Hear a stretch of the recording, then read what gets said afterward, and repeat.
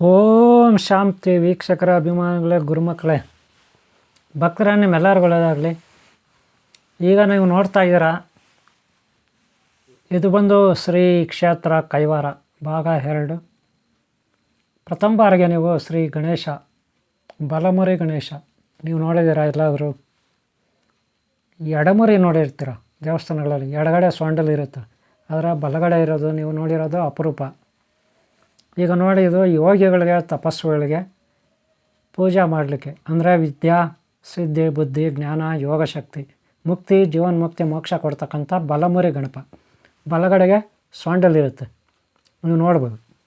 ಇದೇನಿದ್ರು ಯೋಗಿಗಳಿಗೆ, ಸಾಧಕರಿಗೆ, ಮಾಂತ್ರಿಕರಿಗೆ, ಗುರುಗಳಿಗೆ, ಸಿದ್ಧ ಪುರುಷರಿಗೆ, ಋಷಿಮುನಿಗಳಿಗೆ, ಶರಣರಿಗೆ, ದಾಸರಿಗೆ ಈ ಒಂದು ಗಣಪ ಇಲ್ಲಾಕಿದೆ ಅಂತ ಕೇಳ್ತೀರಾ. ಇದು ಶ್ರೀ ಕ್ಷೇತ್ರ, ಗೊತ್ತಾಯ್ತಲ್ಲ. ಇಲ್ಲಿ ಗುರು ಯಾರು? ಯೋಗಿ ನಾರಾಯಣ ಯತೀಂದ್ರರು. ಇಲ್ಲಿ ನೋಡಿ ಪರಮಶಿವ ಇದ್ದಾನೆ, ಇಲ್ಲಿ ನೋಡಿ ಶ್ರೀಮನ್ ನಾರಾಯಣ ಇದ್ದಾನೆ. ಇದೊಂದು ಕ್ಷೇತ್ರ, ಶ್ರೀ ಕ್ಷೇತ್ರ. ಅಮರನಾರಾಯಣ ಸ್ವಾಮಿ, ಶ್ರೀ ಇಂದ್ರದೇವನು ಇದೇ ಕ್ಷೇತ್ರದಲ್ಲಿ ಅಮರನಾರಾಯಣ ದೇವಸ್ಥಾನವನ್ನು ಕಟ್ಟಿಸಿ ಪೂಜೆ ಮಾಡಿ ಪಾಪ ವಿಮೋಚನೆ ಮಾಡ್ಕೊಂಡಿದ್ದಾನೆ. ಅಮರನಾರಾಯಣ ಸ್ವಾಮಿ ದೇವಸ್ಥಾನ ಕಟ್ಟಿ. ಹಾಗೆ ಇದೇ ಊರಿನಲ್ಲಿ, ಇದೇ ಕ್ಷೇತ್ರದಲ್ಲಿ ಯೋಗಿಗಳು, ತಾತಯ್ಯ ಅಂತ ಯೋಗೀಂದ್ರರು ತಪಸ್ಸು ಮಾಡಿ, ಯೋಗ ಸಾಧನೆ ಮಾಡಿ, ಸಮಾಜ ಸೇವೆ ಮಾಡಿ, ಆಧ್ಯಾತ್ಮಿಕ ಒಂದು ಸನಾತನ ಧರ್ಮವನ್ನು ಅಭಿವೃದ್ಧಿಪಡಿಸಿ ಜನರಿಗೆ ಜ್ಞಾನ ಕೊಟ್ಟು, ಅಂಧಕಾರ ಅಜ್ಞಾನದಿಂದ ಅವರನ್ನು ಮುಕ್ತರನ್ನಾಗಿಸಿ ಇವತ್ತಿಲ್ಲಿ ದೊಡ್ಡ ಕ್ಷೇತ್ರ ಆಗಿದೆ. ಸುಮಾರು 150-200 ವರ್ಷಗಳ ಹಿಂದೆ ನಡೆದಂಥ ಘಟನೆ ಇದು. ಯೋಗಿ ಯತೀಂದ್ರರು ಇಲ್ಲಿ ಅನ್ನದಾಸೋಹ ಎಲ್ಲ ನಡೆಯುತ್ತೆ, ನೀವು ನೋಡ್ಬೋದು. ಇದು ಯೋಗೀಂದ್ರರ ಮಠ, ಶ್ರೀ ಕೈವಾರ ನಾರಾಯಣ ಯತೀಂದ್ರರು ಅಥವಾ ತಾತಯ್ಯನವರ ಮಠ ಇದು. ನಾನು ಪಕ್ಕದಲ್ಲಿ ಈ ಒಂದು ವಿಡಿಯೋ ಶೂಟ್ ಮಾಡ್ತಾಯಿದ್ದೀನಿ. ಹೀಗಾಗಲೇ ಭಾಗ 1ರಲ್ಲಿ ನೀವು ಈ ಒಂದು ವಿಡಿಯೋನ ನೋಡಿರ್ತೀರ. ಇದು ಭಾಗ 2 ಇರುತ್ತೆ, ನೆನಪಿಟ್ಕೊಳ್ಳಿ. ಇದು ಭಾಗ 2. ನಾನು ನಿಮಗೆ ಈ ವಿಡಿಯೋನ ಪೂರ್ತಿ ತೋರಿಸ್ತೀನಿ. ಭಾಗ 2 ನೋಡಿ, ಹಾಗೆ ಭಾಗ 1 ನೋಡಿ, ಹಾಗೆ ಮುಂದಿನ ಭಾಗ ನೋಡಿ.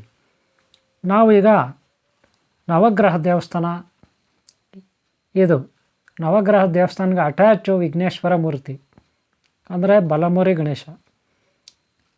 ಯಾಕೆ ಬಲಮುರಿ ಗಣೇಶ ಎಲ್ಲಿದ್ದಾನೆ ಅಂದರೆ, ಯೋಗೀಂದ್ರರು ತಪಸ್ಸು ಮಾಡಿದ ಜಾಗ ಇದು, ಸ್ಥಳ. ಅವರು ಪೂಜೆ ಮಾಡ್ತಾಯಿದ್ರು ಆ ಕಾಲದಲ್ಲಿ. ಅವರ ಒಂದು ಪ್ರತೀಕ, ಅವರು ಗುರುಗಳು.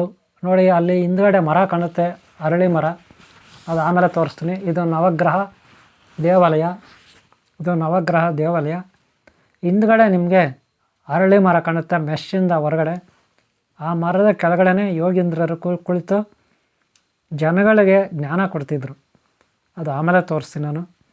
ಈಗ ನವಗ್ರಹ ದರ್ಶನ ಮಾಡ್ಕೊಳ್ಳಿ. ಯಾವಾಗಲೂ ನವಗ್ರಹ ದೇವತೆಗಳಿಗೆ 9 ರೌಂಡ್ ಹೊಡಿಬೇಕು, 9 ಸುತ್ತು ಹೊಡಿಬೇಕು, ನೆನಪಿಟ್ಕೊಳ್ಳಿ. ಎಷ್ಟು ಸುತ್ತು? 9 ಸುತ್ತು ನವಗ್ರಹಗಳಿಗೆ ನೀವು ಹೊಡ್ಕೋಬೇಕು. ಈ ಕ್ಷೇತ್ರದ ಪರಿಚಯವನ್ನು ನಾನು ಮಾಡಿಕೊಡ್ತೀನಿ. ಶ್ರೀ ಕ್ಷೇತ್ರ ಕೈವಾರ ಈಗಾಗಲೇ ಭಾಗ 1ರಲ್ಲಿ ಸ್ವಲ್ಪ ಮಟ್ಟಿಗೆ ಪರಿಚಯ ಮಾಡಿಕೊಟ್ಟಿದ್ದೀನಿ. ಯೋಗೀಂದ್ರರ ಮಠದ ಒಳಗಡೆ ದರ್ಶನ ಮಾಡಿಸಿದ್ದೀನಿ ಭಾಗ 1ರಲ್ಲಿ. ಇದು ಭಾಗ 2, ನವಗ್ರಹ ದೇವತೆಗಳು. ಹಾಗೆ ಇನ್ನೂ ಇಲ್ಲಿ ಅನ್ನದಾಸೋಹ ಚೌಲ್ಟ್ರಿ, ಅಂದರೆ ಭವನ, ಹಾಗೆ ಇನ್ನೂ ಕೆಲವು ಪ್ರದೇಶಗಳಲ್ಲಿ ಇರುತ್ತೆ. ಹಾಗೆ ಉಳ್ಕೊಳ್ಳೋಕ್ಕೆ ಗೆಸ್ಟ್ ಹೌಸ್ಗಳೆಲ್ಲ ಇರುತ್ತೆ, ಬಾಡಿಗೆ ರೂಮ್ಗಳಿರುತ್ತೆ, ಅದೆಲ್ಲ ನಾನು ತೋರಿಸ್ತೀನಿ. ಇದು ನೋಡಿ, ನವಗ್ರಹ ಗುಡಿಯ ಹಿಂದುಗಡೆ ಅರಳಿ ಮರ. ಅರಳಿ ಮರದ ಆ ಕಡೆ ಇರೋ ಒಂದು ಮಠ, ಅದು ಯೋಗೀಂದ್ರರ ಮಠ. ಭಾಗ 1ರಲ್ಲಿ ನಾನು ಒಳಗಡೆ ತೋರಿಸಿದ್ದೀನಿ ನಿಮಗೆ, ಗೊತ್ತಾಯ್ತಲ್ಲ. ಇನ್ನು ಇಲ್ಲಿ ಸಾಕಷ್ಟು ಬಾಡಿಗೆ ರೂಮ್ಗಳಿದೆ, ನೋಡ್ಬೋದು ನೀವು. ಬಾಡಿಗೆ ರೂಮ್ಗಳಿದೆ, ಅನ್ನದಾಸೋಹ ಭವನ ಇರುತ್ತೆ. ಇದು ನೋಡಿ ಯೋಗೀಂದ್ರರ ಮಠ, ಇದು ಹಿಂದ್ಗಡೆ ಇದ್ದೀನಿ ನಾನು, ಯೋಗೀಂದ್ರರ ಮಠದ ಹಿಂದ್ಗಡೆ ಇದ್ದೀನಿ, ಗೊತ್ತಾಯ್ತಲ್ಲ. ನೀವು ನೋಡ್ಬೋದು, ಇದು ಯೋಗೀಂದ್ರರ ಮಠ, ಇದು ಹಿಂದ್ಗಡೆ ಇದ್ದೀನಿ. ಹಾಗೆ ಈ ಮಠದ ಒಳಗಡೆ ನಾನು ಆಗಲೇ ವೀಡಿಯೋ ಮಾಡಿದ್ದೀನಿ, ಅದು ನೀವು ನೋಡಿರ್ತೀರ, ಗೊತ್ತಾಯ್ತಲ್ಲ. ಕೈವಾರ ಕ್ಷೇತ್ರದಲ್ಲಿ ಮೇಯ್ನ್ ಮಠ, ಹಾಗೆ ದೇವಾಲಯಗಳು, ಹಾಗೆ ಇಲ್ಲಿ ಉಳ್ಕೊಳ್ಳಿಕ್ಕೆ ನಿಮ್ಗೆ ಬೇಕಾದ ವ್ಯವಸ್ಥೆ, ಹಾಗೆ ಅನ್ನದಾಸೋಹ. ಗೊತ್ತಾಯ್ತಲ್ಲ. ಈಗ ಮತ್ತೆ ಇಲ್ಲಿ ಬರೋಣ. ಮರ ಇದೆ ನೋಡಿ, ಇದು ಹಳ್ಳಿ ಮರ. ಸುಮಾರು ಪುರಾತನ ಮರ ಇದು, ಹಳೆಯ ಕಾಲದ ಮರ. ಈ ಮರದ ಕೆಳಗಡೆ ತಾತಯ್ಯನವರು ಬಾಲಜಿಗ ಕುಟುಂಬದಲ್ಲಿ ಹುಟ್ಟಿ ಬಡತನದಲ್ಲಿ ಬಳೆ ವ್ಯಾಪಾರ ಮಾಡ್ಕೊಂಡು ಜೀವನ ಮಾಡ್ತಿದ್ದವರು. ದೈವ ಭಕ್ತರು, ಅಮರನಾರಾಯಣ ಸ್ವಾಮಿ ಭಕ್ತರು. ಅಮರನಾರಾಯಣ ಸ್ವಾಮಿ ದೇವಸ್ಥಾನಕ್ಕೆ ನಾನು ಇನ್ನೂ ನಿಮ್ಮನ್ನು ಕರ್ಕೊಂಡು ಹೋಗಿಲ್ಲ, ಆಮೇಲೆ ಕರ್ಕೊಂಡು ಹೋಗ್ತೀನಿ. ಸದ್ಯಕ್ಕೆ ನೋಡಿ, ಮರದ ಸುತ್ತಲೂ ಮೆಶ್ ಹಾಕಿದ್ದಾರೆ. ಇಲ್ಲಿ ಭಕ್ತರು ಅವರ ಮನೋಭಾವನೆಗೆ ತಕ್ಕಂತೆ ಮುಡುಪುಗಳನ್ನು ಕಟ್ತಾರೆ. ಏನೋ ಒಂದು ಸಂಕಲ್ಪ ಮಾಡಿ, ಏನೋ ಕೆಲಸ ಕಾರ್ಯನೋ, ಮದುವೆನೋ, ಮಕ್ಕಳಾಗಬೇಕೋ, ಇನ್ನೇನಾಗಬೇಕೋ, ಮತ್ತೊಂದು ಆಗಬೇಕು. ಕೆಲವರು ಕಾಯಿನುಗಳು ಕಟ್ತಾರೆ ನೋಡಿ. ಈ ಕಾಯಿನು ಪೇಪರ್ನೆಲ್ಲ ಕಟ್ಟಿರ್ತಾರೆ, ಕಿತ್ಕೊಂಡು ಹೋಗ್ಬಿಟ್ಟವ್ರು ಯಾರು. ಇದು ನೋಡಿ, ಕಲ್ಲು ಕಟ್ಟಿದ್ದಾರೆ. ಭಕ್ತಿಯಿಂದ ಒಂದು ಕಲ್ಲಾದರೂ ಕಟ್ಟಬೇಕಲ್ಲ ಅಂಥೇಳಿ ಕಟ್ಟಿದ್ದಾರೆ. ಬಾಳೆಗಳೆಲ್ಲ ಕಟ್ಟಿದ್ದಾರೆ. ಓಕೆನಾ. ಇನ್ನು ನೋಡಿ ಅಲ್ಲಿ ಜನ ಇದ್ದಾರೆ. ಅಲ್ಲಿ ಟ್ಯಾಪ್ಗಳಿರುತ್ತೆ. ಇಲ್ಲಿ ಹಣ್ಣು ಕಾಯಿ ಅಂಗಡಿ ಸಿಗುತ್ತೆ ಒಳಗಡೆ. ಆಚೆ ಕಡೆನೂ ಸಾಕಷ್ಟು ಅಂಗಡಿಗಳಿದೆ, ನೋಡಿದ್ದೀರ. ಅದು ಅನ್ನದಾಸೋಹ ಭವನ. ಇದು ಹಳೆಯದು. ಇದು ಆ ಭವನ ಬಂದು ಹಳೆಯದು. ಈಗ ಇಲ್ಲಿ ಧ್ಯಾನ ಮಂದಿರ ಮಾಡಿದ್ದಾರೆ. ಬಂದವರು ಯಾರಾದರೂ ಭಕ್ತರು ಧ್ಯಾನ ಮಾಡಲಿಕ್ಕೆ ಅವಕಾಶ ಇರುತ್ತೆ. ಇಲ್ಲಿ ಒಳಗಡೆ ಹೋದರೆ ಧ್ಯಾನ ಮಾಡ್ಕೋಬೋದು, ಅಥವಾ ರೆಸ್ಟ್ ತೊಗೋಬೋದು. ಸಾಧುಗಳು, ಸನ್ಯಾಸಿಗಳು ಉಳ್ಕೊಳ್ಳಿಕ್ಕೆ ಇದು. ಗೊತ್ತಾಯ್ತಲ್ಲ. ಇದರ ಪಕ್ಕದಲ್ಲೇ ಅಟ್ಯಾಚ್ ಇರುತ್ತೆ ಅನ್ನದಾಸೋಹ. ಮೊದಲಿತ್ತು ನೋಡಿ, ಪಕ್ಕದಲ್ಲೇ ಇದೆ ಅದು. ಈಗ ಸದ್ಯಕ್ಕೆ ಅಲ್ಲಿಲ್ಲ. ಈಗ ಏನಿದ್ರು ಈ ಮಠದ ಹಿಂದ್ಗಡೆ ಇದೆ, ಆ ಕಡೆ ಹೊಸ್ದಾಗಿ ಮಾಡಿದ್ದಾರೆ. ತುಂಬ ಚೆನ್ನಾಗಿ ಮಾಡಿದ್ದಾರೆ. ನಾನು ಆಮೇಲೆ ನಿಮಗೆ ಅಲ್ಲಿ ಕರ್ಕೊಂಡು ಹೋಗ್ತೀನಿ. ಗೊತ್ತಾಯ್ತಲ್ಲ. ಅಂದರೆ ರೈಟಲ್ಲಿ ಅನ್ನದಾಸೋಹ ಹಳೆ ಭವನ. ಅದು ನೋಡಿ, ಹಳೆಯ ಭವನ ಬೋರ್ಡ್ಗಳು ಕಾಣುತ್ತಲ್ಲಿ. ಮೊದಲು ಇಲ್ಲೇ ಅನ್ನದಾಸೋಹ ಇತ್ತು. ಇದು ಕೂಡ ತುಂಬ ದೊಡ್ಡದಾಗಿದೆ.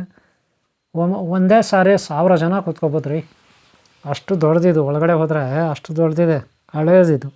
1000 ಜನ ನೀವು ಇಲ್ಲಿ ಒಳಗಡೆ ಊಟ ಮಾಡ್ಬೋದು ಒಂದೇ ಸಾರಿ. ನಾನು ಮಾಡಿದ್ದೀನಿ ಅಲ್ಲಿ.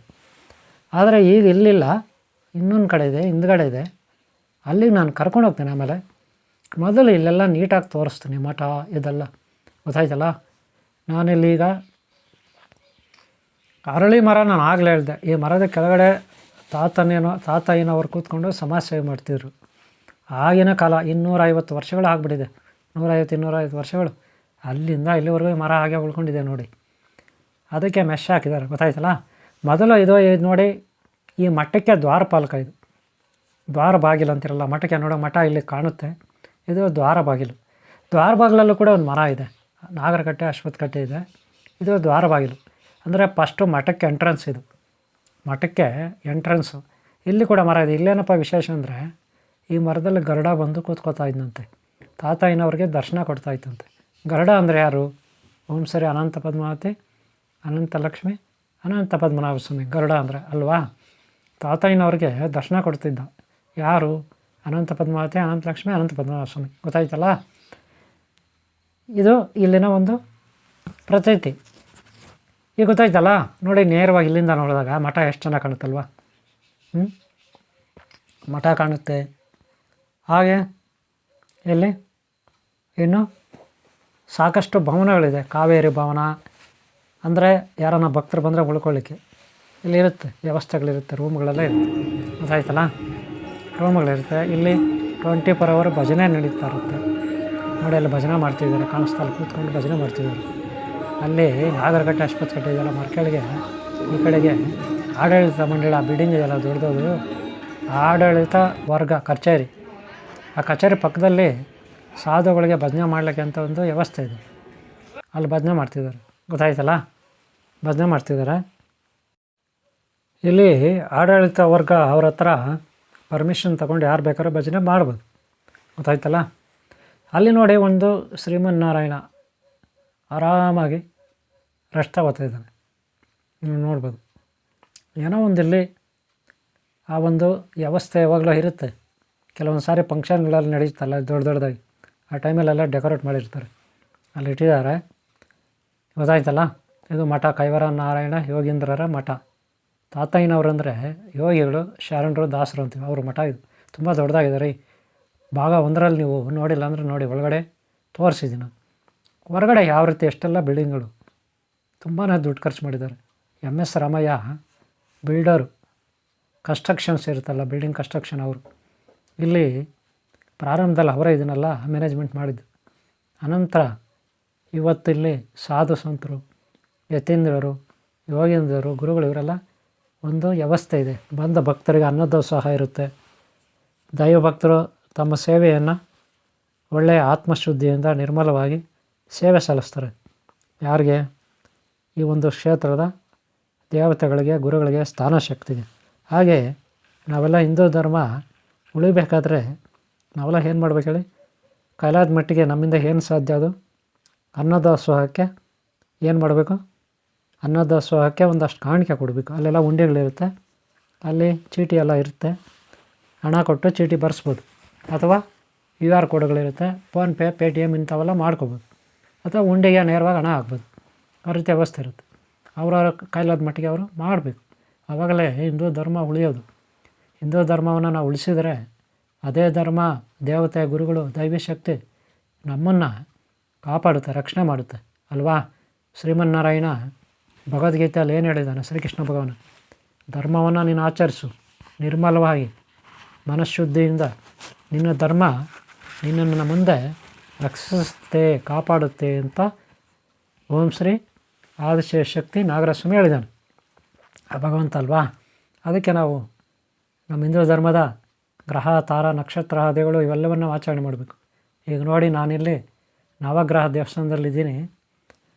ಆಮೇಲೆ ಏನೋ ಕಾಲ ಹತ್ರ ಏನೋ ಮಾಡ್ತಾಯಿದೆ ಅಂದ್ಕೊಂಡೆ.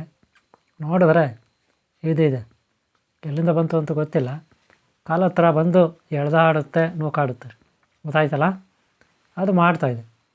ಓಕೆ ಅವರೇ, ನೀವಿಲ್ಲಿ ಮರ ನೋಡಿದ್ರಿ, ನವಗ್ರಹ ದೇವಸ್ಥಾನ ನೋಡಿದ್ರಿ. ಇದರಲ್ಲಿ ಇನ್ನೊಂದು ವಿಶೇಷತೆ ನಾನು ನಿಮ್ಗೆ ತೋರಿಸ್ತೀನಿ. ಏನಪ್ಪ ಅಂದರೆ, ನವಗ್ರಹ ದೇವಸ್ಥಾನದ ಒಳಗಡೆ ಒಂದು ವಿಶೇಷತೆ ನಾನು ತೋರಿಸ್ತೀನಿ ನಿಮಗೆ. ಏನು ಅಂದ್ಬಿಟ್ಟು ಗೊತ್ತಾಯ್ತಲ್ಲ? ಏನು ಅಂದ್ಬಿಟ್ಟು ತೋರಿಸ್ತೀನಿ ನಿಮಗೆ ಸ್ಪೆಷಲ್ಲಾಗಿ. ಏನಪ್ಪ ಅಂದರೆ ಇಲ್ಲಿ ಹೂಗಳಿದೆ. ಆ ಹೂಗಳೇನು ವಿಶೇಷ ಗೊತ್ತಾ ನಿಮಗೆ? ಇದು ನೋಡಿ, ನಾಗಲಿಂಗ ಪುಷ್ಪ ಗೊತ್ತಾ ನಿಮಗೆ? ನೋಡಿದ್ದೀರಾ? ನನಗೆ ಆಮೇಲೆ ಗೊತ್ತಾಯಿತು. ಘಮ ಘಮ ಘಮ ಘಮ ಘಮ ಘಮ ಅಂತ ಸುಗಂಧ ವಾಸನೆ ಬರ್ತಾಯಿತ್ತು. ಏನಪ್ಪ ಇದು ಹಿಂಗೆ ಬರ್ತಾಯಿದೆ ಘಮ ಘಮ ಘಮ ಘಮ ಅಂತ ನೋಡಿದಾಗ ಸುಗಂಧ ದ್ರವ್ಯ, ಸುಗಂಧ ವಾಸನೆ ಭಾಳ ಚೆನ್ನಾಗಿ ಬರ್ತಿತ್ತು. ಎಷ್ಟು ಘಮ ಘಮ ಅಂತ ಗೊತ್ತೇನ್ರಿ? ಅಲ್ವಾಗ ನಿಂತ್ಕೊಬಿಟ್ರೆ ವಾಸನೆ, ಆ ವಾಸನೆ ಎಷ್ಟು ಚೆನ್ನಾಗಿದೆ ಅಂದರೆ ಇಲ್ಲೇ ಕೂತ್ಕೊಬಿಡೋ, ಇಲ್ಲೇ ಮಲ್ಕೊಬಿಡೋಣ ಅನಿಸ್ತಾಯಿತ್ತು. ನೋಡಿ, ನಾಗಲಿಂಗ ಪುಷ್ಪ ನೀವು ನೋಡಿದ್ರೆಲ್ಲ ಗೊತ್ತಿಲ್ಲ. ಇದು ನಾಗಲಿಂಗ ಪುಷ್ಪ ಅಂತಾರೆ. ಇದು ಯಾವಾಗಂದ್ರೆ ಅವಾಗ ಬರೋದಿಲ್ಲ ಹೂವು. ಗೊತ್ತಾಯ್ತೇನ್ರಿ? ಗೊತ್ತಾಯ್ತು, ಯಾರೋ ಇಟ್ಟಿದ್ದಾರೆ. ಎಲ್ಲೋ ಮರ ಇದೆ, ನಾನು ಹುಡ್ಕಾಡಿದೆ ಮರ ಸಿಗುತ್ತೆ ಅಂತ, ಸಿಗಲಿಲ್ಲ. ಇದು ಹೆಂಗೆ ನಾಗಲಿಂಗ ಪುಷ್ಪ ಅಂದರೆ ನೋಡಿ, ಮೇಲ್ಗಡೆ ಸಹಸ್ರಾರು ತಲೆಗಳಿರುತ್ತೆ, ಆದಿಶೇಷನಿಂದ ಇರುತ್ತಲ್ಲ ಆ ರೀತಿ. ನೋಡಿ, ಇದು ಸಹಸ್ರಾರು ತಲೆಗಳು, ಒಂದೊಂದು ಇದು ಕೂಡ ದಳ ಕೂಡ ಒಂದೊಂದು ತಲೆ ಇದ್ದಂಗೆ, ಸಹಸ್ರಾರು ತಲೆಗಳ ಎಡೆ ಇದ್ದಂಗೆ. ಮಧ್ಯದಲ್ಲಿ ಏನಿದೆ? ಒಂದು ಹಳ್ಳ ಥರ ಇದೆ, ಅದು ಶಿವಲಿಂಗ ಥರ. ಒಂದಲ್ಲಿ ಕಾಯಿ ಬಂದಿರುತ್ತೆ. ಗೊತ್ತಾಯ್ತಾ? ಚಿಕ್ಕ ಕಾಯಿ ಎಲ್ಲ ಬರೋದು ಅಲ್ಲೇ. ನೋಡಿ, ಹಿಂದುಗಡೆ ನೋಡಿದ್ರೆ ಇರುತ್ತೆ, ತೊಟ್ಟಿರುತ್ತೆ. ಮುಂದುಗಡೆ ಆ ಹೂವಿನ ಒಳಗಡೆ ಸೆಂಟ್ರಲ್ ಕಾಯಿ ಬರುತ್ತೆ. ಗೊತ್ತಾಯ್ತಾ? ಅವಾಗ ನೋಡ್ಬೇಕು ನೀವು. ಕಾಯಿ ಇದ್ದರೆ ಅದರಲ್ಲಿ ಒಂದು ಚಿಕ್ಕದಾಗಿ ಕಾಯಿ ಇದ್ದರೆ ಅಷ್ಟೊತ್ತಿಗೆ ಹೂವು ಎಲ್ಲ ಒಣಗೋಗುತ್ತೆ. ಇವಾಗ ನೋಡೋಕ್ಕಾಗಲ್ಲ. ಇದನ್ನೇ ನಾಗಲಿಂಗ ಪುಷ್ಪ ಅಂತಾರೆ. ಗೊತ್ತಾಯ್ತೇನ್ರಿ? ಇಲ್ಲಿ ನೋಡಿ, ಮಾರ್ಜಾಲ ಇದ್ದಾನೆ. ಮಾರ್ಜಾಲ ಅಂದರೆ ಬೆಕ್ಕು.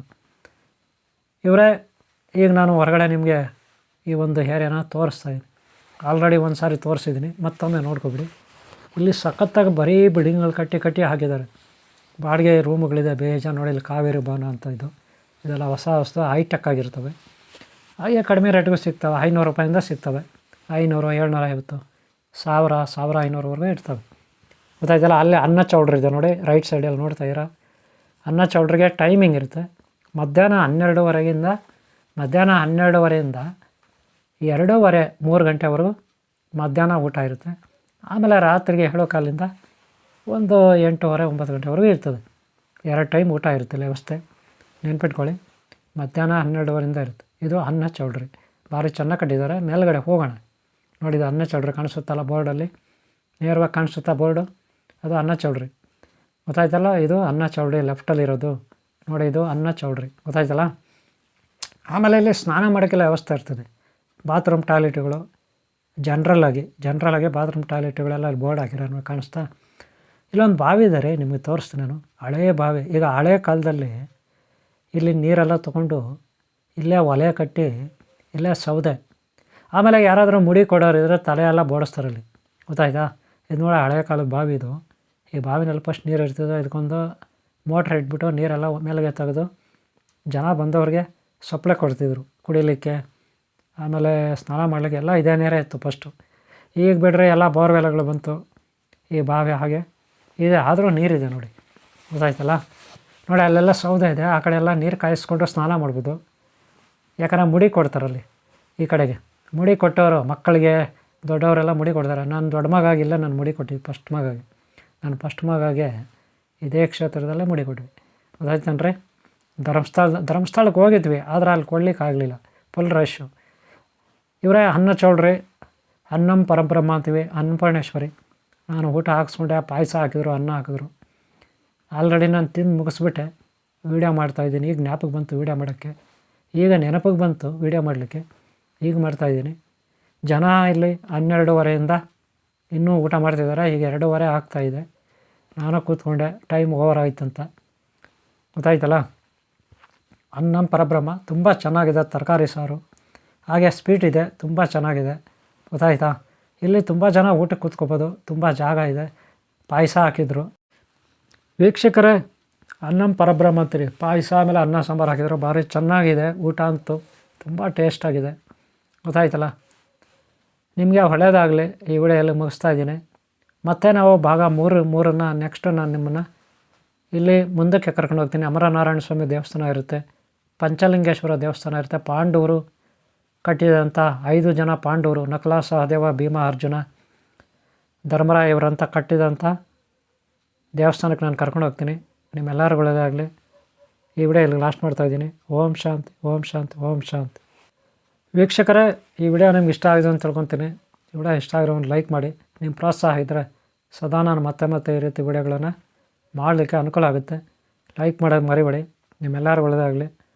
ಹಾಗೆ ಹಿಂದೆಯ ಭಾಗ ನೋಡಿ, ಹಾಗೆ ಮುಂದೆಯ ಭಾಗ ನೋಡಿ, ಹಾಗೆ ಈ ಚಾನಲ್ನ ಸಬ್ಸ್ಕ್ರೈಬ್ ಮಾಡ್ಕೊಳ್ಳಿ, ಮರಿಬೇಡಿ. ನಿಮ್ಗೆ ಒಳ್ಳೆಯದಾಗಲಿ. ಓಂ ಶಾಂತಿ, ಓಂ ಶಾಂತಿ, ಓಂ ಶಾಂತಿ. ನಿಮ್ಗೆ ಒಳ್ಳೆಯದಾಗಲಿ ಇವರೇ. ಓಂ ಶಾಂತಿ. ಎಲ್ಲರಿಗೂ ಒಳ್ಳೆಯದಾಗಲಿ.